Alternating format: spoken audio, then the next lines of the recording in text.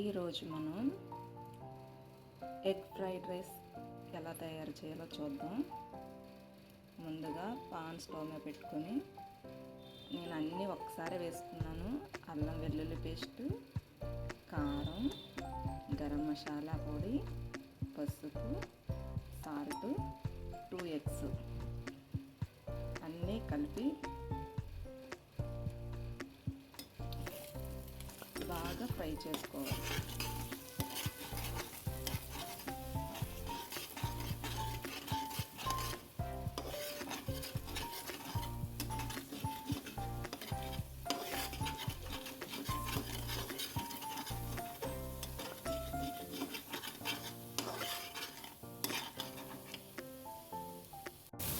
దీంట్లో కరివేపాకు కూడా వేసుకొని బాగా ఫ్రై చేసుకోవాలి.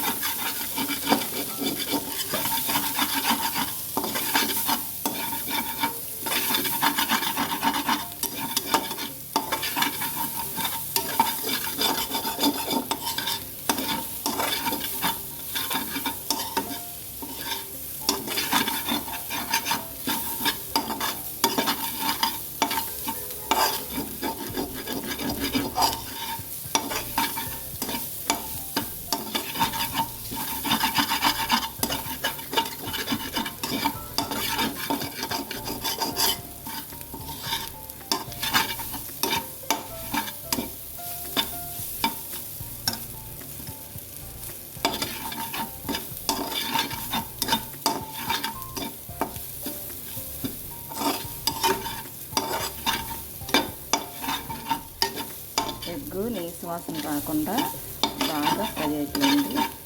ఇప్పుడు దీంట్లో మనం రైస్ వేసుకున్నాం. ఎక్కువగా మసాలాలు అవి వాడడం వల్ల మనకి హెల్త్కి మంచిది కాదు కాబట్టి నేను కొద్దిగా అల్లం వెల్లుల్లి పేస్ట్, కొద్దిగా ఇంట్లో తయారు చేసిన గరం మసాలా పొడి మాత్రమే నేను ప్రతి కర్రీలోనూ కూడా వాడతాను. మీరు కూడా అలాగే తయారు చేసుకొని వాడండి. ఇప్పుడు దీంట్లో మనం రైస్ వేసుకుందాం.